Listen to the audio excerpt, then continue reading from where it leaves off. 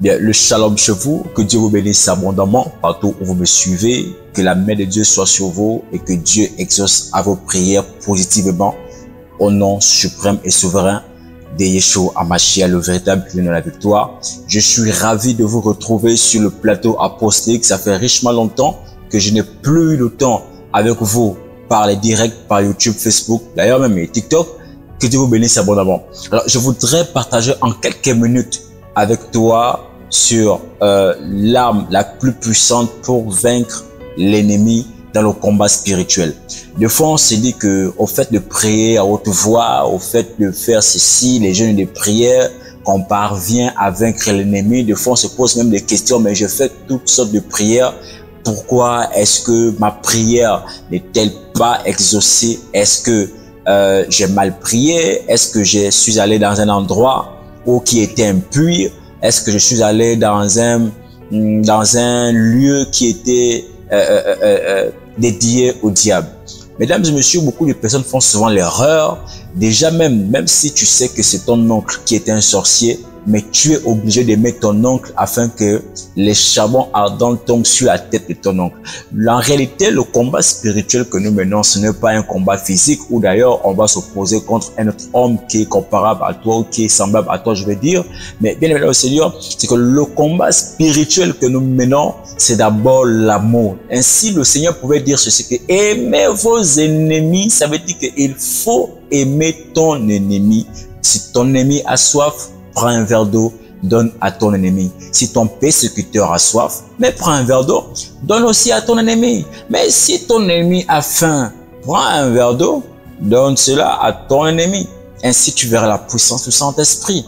Aujourd'hui, nous comprenons que l'amour, en réalité, n'est plus un sujet favori pour plusieurs chrétiens. Et nous manifestons actuellement beaucoup de haine, de jalousie, de concurrence, beaucoup de pratiques qui ne sont pas liées au christianisme et même ni à la spiritualité. Voici la raison pour laquelle ce soir, par la grâce et la puissance du Saint-Esprit, je voudrais parler avec toi sur l'arme qui est l'amour pour vaincre tes ennemis dans le combat spirituel. Alors, bienvenue au Seigneur. J'ai l'honneur aussi avec vous d'ouvrir le livre de Luc chapitre 6 à partir du verset 27 à 28. Il est écrit: aimez vos ennemis, bénissez ceux qui vous maudissent, faites du bien à ceux qui vous haïssent, priez pour ceux qui vous maltraitent et qui vous persécutent.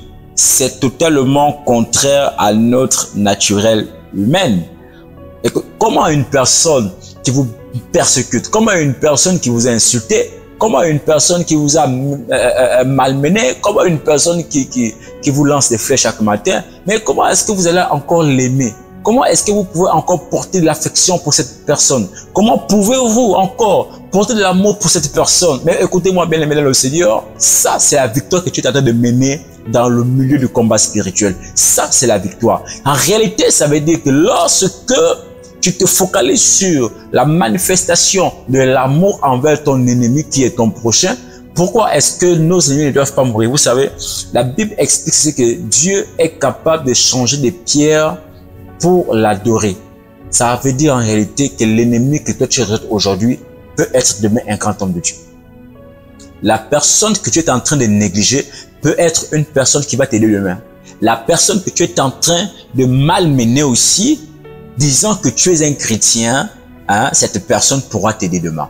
Voici la raison pour laquelle vous allez voir que lorsque ce prophète avait reçu les ennemis, lorsqu'il avait aveuglé tout un peuple, toutes les personnes qui étaient venues le persécuter là, il a donné à boire, il a donné à manger, il a dit allez-y, que vos yeux s'ouvrent, et ils sont allés, ils ont dit non, on n'a jamais vu quelqu'un comme ça, comment est-ce que nous sommes ennemis, mais cette personne nous a accueillis, c'est comme si il nous a pris en captivité, mais il nous a nourris, et il nous a donné à boire, et il nous a donné à manger.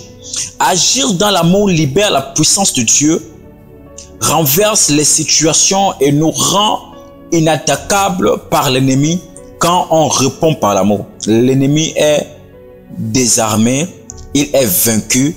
Agir dans l'amour nous procure la paix de Dieu et sa joie parce que à son approbation, on est caché en lui, invisible pour l'ennemi. il faut savoir quelque chose. Bien aimé dans le Seigneur, on ne peut pas être chrétien, on ne peut pas réussir si on a le zèle amer. On ne peut pas réussir dans notre vie, dans notre marche chrétienne, si on déteste une personne qui est semblable à ton image. Le problème, c'est qu'aujourd'hui, c'est vrai qu'on pouvait prendre, Judas comme quelqu'un qui devait trahir le Seigneur ou bien qui a trahi le Seigneur. Mais il faut comprendre que c'était dans le plan parfait de Dieu qu'un homme devrait trahir le Seigneur. Mais qu'est-ce que vous dites que Judas est allé en enfer? Qu'est-ce qui te dit que Judas, après avoir trahi Jésus, est allé en enfer? Non.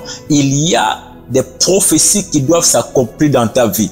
En réalité, lorsque Dieu veut te bénir, il faut d'abord que des situations mauvaises t'atteignent, atteignent ta santé, atteignent tes finances, atteignent beaucoup de points phares dans votre vie. Ainsi, vous verrez alors la manifestation palpable du Seigneur. Je ne sais pas si ce soir je suis en train de parler à quelqu'un, mais je rappelle encore ce soir ici à l'extérieur, quiconque manifestera l'amour envers son prochain sera béni de Dieu au nom de Jésus. Alléluia. Donc, choisis aujourd'hui de vivre selon la nature de Dieu dans l'amour pour bénéficier d'une merveilleuse communion de cœur avec lui, être vainqueur dans toutes les situations qui vont se présenter à toi, dans ta marche spirituelle, dans ta spiritualité, dans ta vie matrimoniale, dans ta vie professionnelle. Vous verrez que lorsque vous manifesterez l'amour sur toutes les personnes qui vous haïssent, pour toutes les personnes qui ont des rancunes contre vous, donc toutes les personnes qui vous malmènent ou bien qui vous prennent comme, je sais pas, qui vous maltraitent, vous verrez la différence entre un chrétien et un païen. À cause de justement les actions que tu poses dans l'amour, peut-être que cette personne pourra se convertir et donner sa vie à Jésus à cause de ton comportement. En réalité, le chrétien a un mauvais comportement. Le chrétien ne sait pas aimer. Le chrétien ne sait pas partager. D'ailleurs, même les hommes de Dieu, la plupart n'aiment pas partager. La plupart n'aiment pas, hein? La plupart là, eux, ils n'aiment pas partager comme ça. Ils n'aiment pas partager. Donc, lorsque on vit cette situation, il faut savoir que Jésus-Christ est réel. Si je parlais des langues des hommes et des langues des anges, si je n'ai pas l'amour, je suis un genre, là c'est une autre version, qui résonne ou une cymbale qui retentit. Si j'ai le don des langues et que je connais tous les mystères et toute la connaissance, et si j'ai toute la foi jusqu'à déplacer les montagnes, si je n'ai pas l'amour, je ne suis rien. Tu peux avoir la beauté que tu as. Tu peux avoir le nombre de costumes et le nombre de vestes. Tu peux avoir les véhicules. Tu peux avoir le don de parler, l'abracher, calibraïque. Tu peux avoir le don de prophétie, oui, je vois. Tu peux avoir, si tu n'as pas l'amour, tu n'es rien. Tout ce que tu produiras ne sera que ténèbres. Tout ce que tu attraperas, ce n'est que ténèbres. Voici la raison pour laquelle il faut aimer toutes les personnes qui vous insultent, toutes les personnes qui ne vous aiment pas. Il faut les aimer. Même lorsque quelqu'un vient sur toi et t'écrit dessus, il faut aimer la personne. Même si on a tapé ton enfant, il faut aimer la personne. C'est Dieu seul qui est juge. Lorsque Dieu voit comment tu te presses dans l'amour du prochain, tu vois comment un frère n'est pas vêtu comme toi, tu constates la différence physique d'un frère qui n'est pas dans ton milieu. Non, mais on ne rejette pas la personne. Il faut tout simplement se rapprocher de la personne et d'expliquer à la personne: Jésus t'aime. Je parle bien l'esprit de quelqu'un ce soir. Amen bien.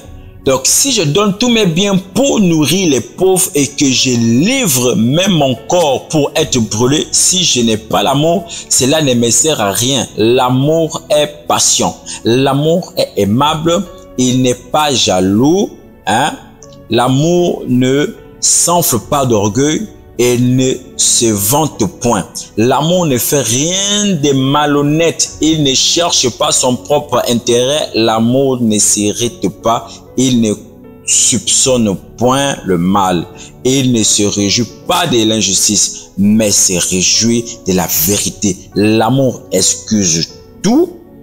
Il croit tout, il espère tout, il endure toutes choses, l'amour ne périt jamais. Je suis dans le livre de 1 Corinthiens chapitre 13 au verset 1 à 8. L'amour de Dieu, ce n'est pas comme nous pouvons aimer une personne. Malgré ce que nous faisons, malgré tout ce que... Non, approchez un peu s'il vous plaît. Tends un peu l'oreille. Tout ce que tu fais dans l'obscurité là, croyez-vous que Dieu n'est pas capable de les exposer à la lumière? Mais pourquoi est-ce qu'il ne le fait pas? Parce qu'il t'aime. Secrètement, il te dit, change de vie, change de cœur, change de comportement, change de caractère, casse ton orgueil, change ta mentalité, change tes idées.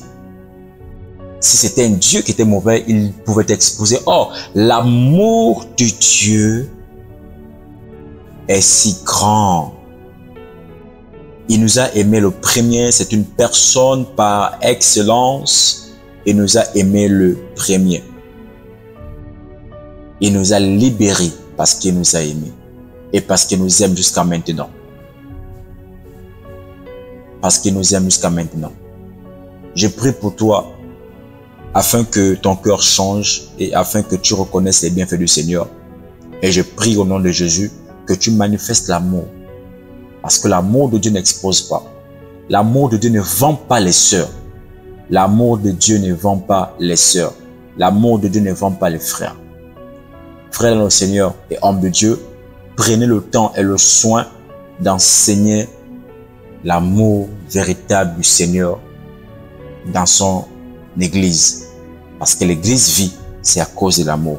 Si l'Église se rassemble, c'est à cause de l'amour. Si des personnes prennent le soin de faire des directs et des vidéos, c'est à cause de l'amour, parce que on veut partager l'évangile jusqu'aux extrémités de la terre. Parce que ce que je suis en train de faire, c'est une vidéo qui sera vue pas seulement au milieu national, mais aussi à l'international, ce qui signifie ma vidéo peut aller aux États-Unis, à l'autre bout du monde sans avoir recours à un passeport. Que Dieu vous bénisse abondamment. Je suis votre humble serviteur, l'apôtre José Ndong Melvin. Retrouvez-nous sur notre page Facebook Apostolic Ministry et sur notre page YouTube José Ndong Ministry. Que Dieu vous bénisse. Shalom. Je prophétise maintenant. Je prophétise maintenant.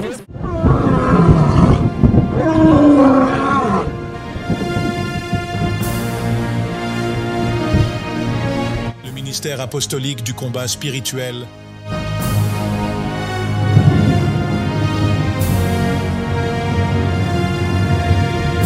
Allez, faites de toutes les nations des disciples.